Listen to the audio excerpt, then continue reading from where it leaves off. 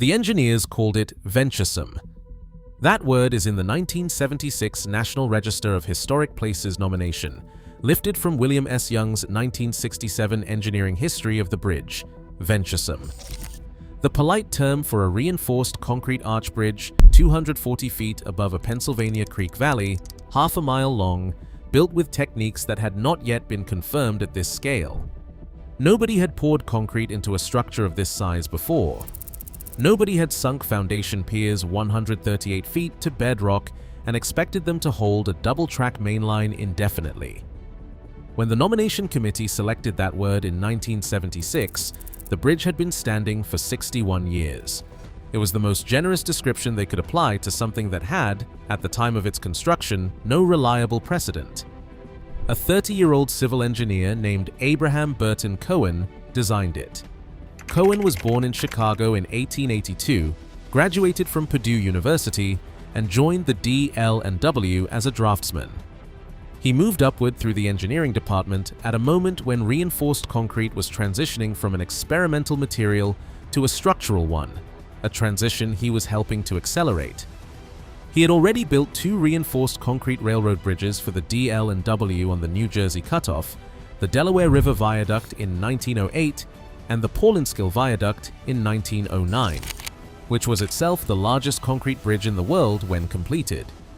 Each project was larger than the last. The Tunkhannock was the third commission and the largest by a margin that made the previous 2 look like practice. The nomination language acknowledged this directly. The bridge was completed before the perfection of techniques now considered standard in reinforced concrete construction. Cohen was not applying proven methods at large scale. He was proving the methods while building the structure. What he was solving was not an aesthetic problem. The Delaware, Lackawanna, and Western ran anthracite coal out of the northeastern interior, one of the densest and heaviest freight commodities moving on American rails. Between Scranton and Binghamton, the old main line climbed to a 1.23% grade. On that grade, every heavy coal train required a helper engine, a second locomotive pushed onto the rear of the consist to shove the load over the hill, an extra locomotive, and a full crew on every consist every day across thousands of coal trains a year. Not a catastrophic cost in any single instance. Ruinous when compounded across decades of operation. Cohen's proposal was to eliminate the grade entirely. Build 39.6 miles of new right-of-way running at near constant elevation between Clark's Summit and Halstead, a cutoff that bypassed the hill by bridging across the terrain that created it. The largest obstacle on the new line was a creek valley in Wyoming County, Pennsylvania, 240 feet deep, 2,375 feet across. Cohen proposed crossing it with a single reinforced concrete arch bridge on 11 piers, 10 open spandrel arches spanning 180 feet each, carrying 2 mainline tracks. The railroad agreed because the math held. The entire Nicholson cutoff project cost $14 million. The viaduct alone was $1.4 million.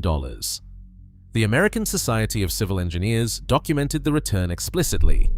The savings from eliminating helper engines and their crews paid back the viaduct's construction cost within 2 decades. The most visually striking engineering structure in the northeastern United States was not built to impress. It was built because a second locomotive was more expensive over 20 years than 167,000 cubic yards of concrete. Subscribe to American Iron Works. That framing, the hidden economic logic beneath the celebrated structure, is what this channel documents.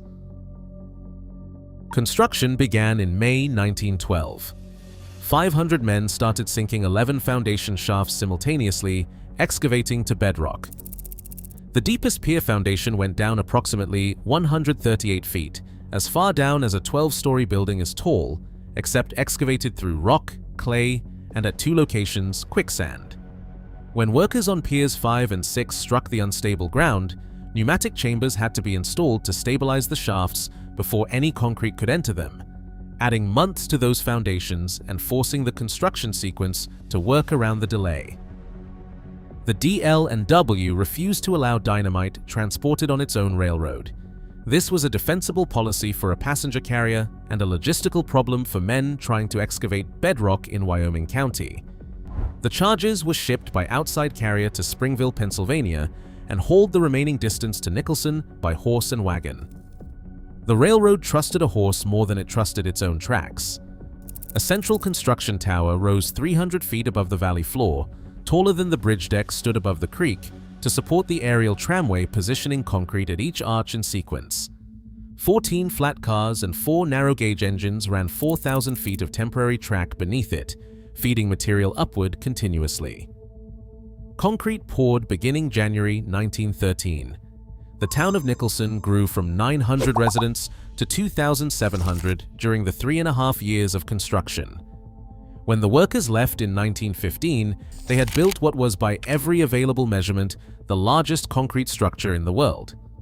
The total weight of the finished structure, above and below grade, was approximately 670 million pounds. Nearly half of that mass was underground. At the time ground was broken, a 26-year-old Cornell architecture graduate named William Hull Botsford was the Delaware, Lackawanna and Western Railroad's chief designer.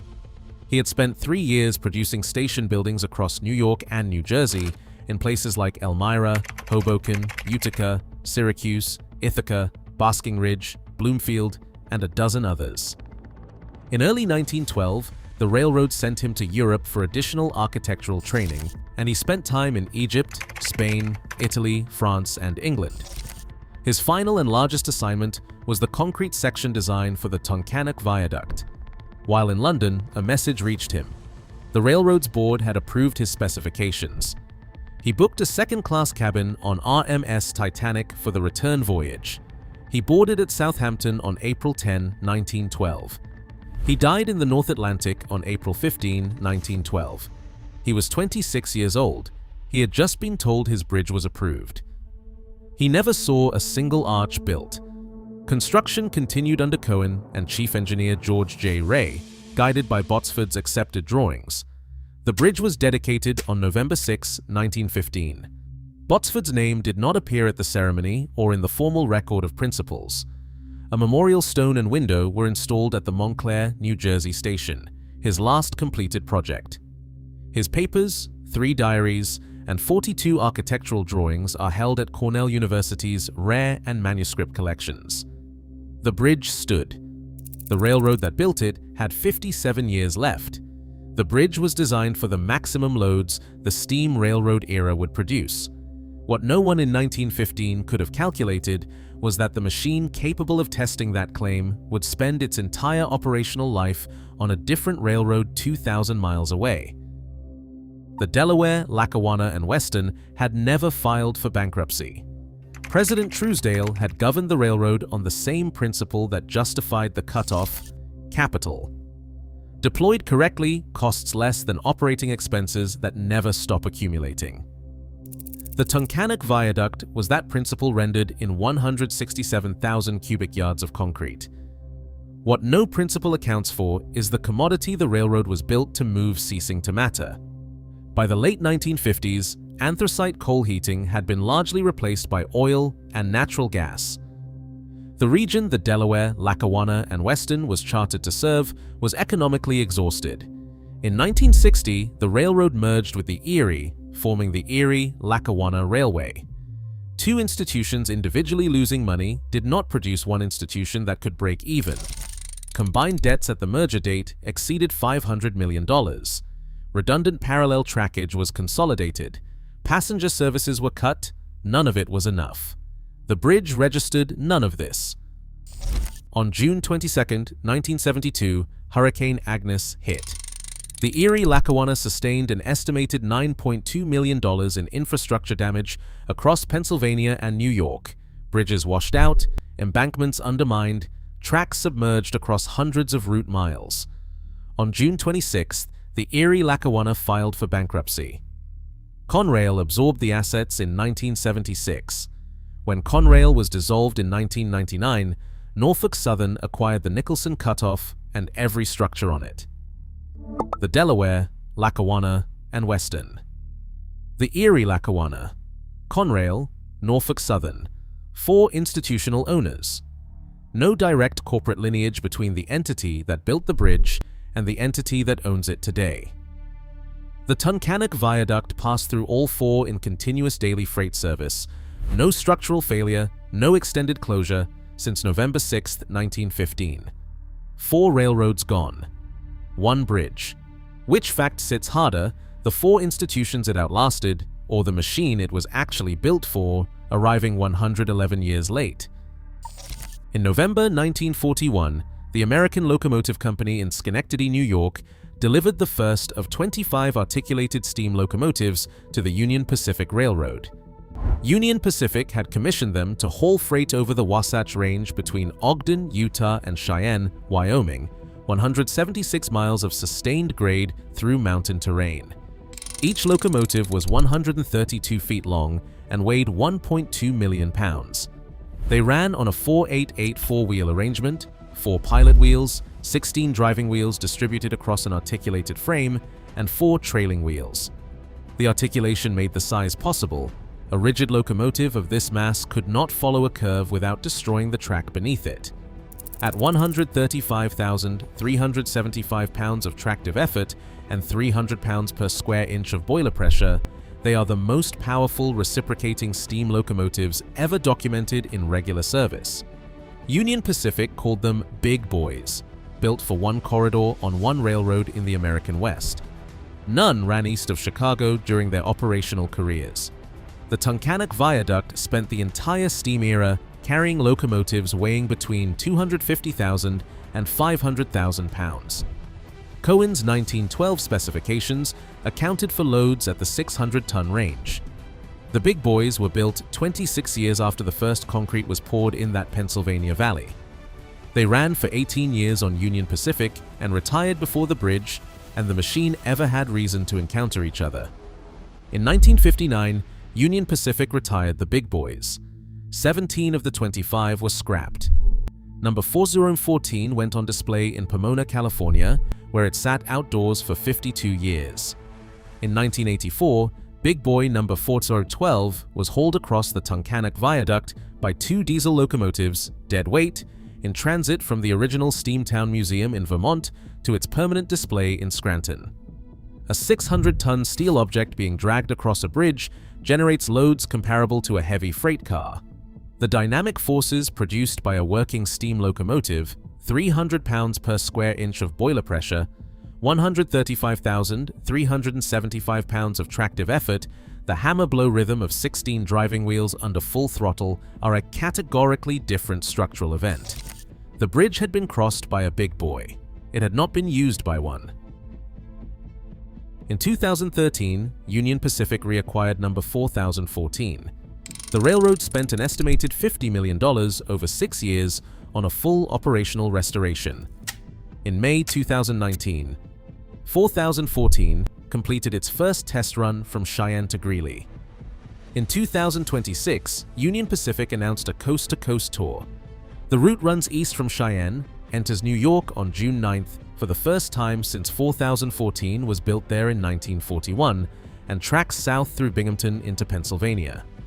On June 13, 2026, at approximately 10 in the morning, Big Boy number 4014 is scheduled to cross the Tunkhannock Viaduct. If the engineering record is what you come here for, subscribe to American Iron Works. The Altoona and Philadelphia stops on this tour are coming. Cohen designed the load capacity in 1912. Botsford's concrete sections are the arches that 4014 will cross. The grade that made the $1.4 million investment necessary, the helper engine costs that justified the cutoff, is what put this line here at all. Without the cutoff, this route does not exist. Without the viaduct, there is no crossing. The bridge was engineered for the heaviest steam loads the railroad era would produce. Those heaviest steam loads ran on a different system their entire working lives. They were retired before the bridge and the machine ever intersected, and then spent half a century outdoors in California. In Nicholson, the viewing position is Tunkhannock Viaduct Park on Route 11, free, no tickets required, directly below the eastern approach. The creek runs 240 feet below the deck. The arches span 180 feet each.